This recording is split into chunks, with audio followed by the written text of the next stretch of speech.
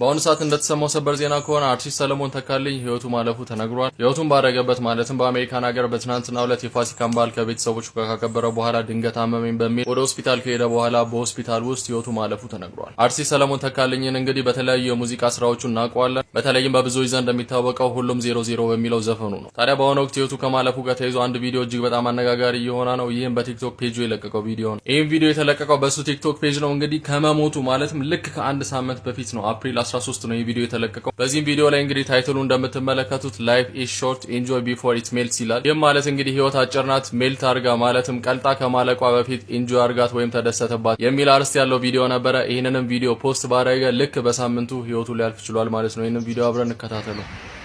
አንዳንዴ ከፖለቲካውም ከማህበራዊ ህይወቱም ከጭቅጭቁም ከንዝንዙም ከሰላማዊ ህይወቱም ወጣ ብሎ ለተወሰኑ ቀናቶች ራስን ማዝናናት መንፈስን ያድሳል ብያምናለሁ። አሁን የሚገኘው ከምኖርበት ከአትላንታ ከተማ 10 ሰዓት የመኪና ርቀት ላይ የሚገኘው ፍሎሪዳ ቢች ነው። ውጡ፣ ተዝናኑ።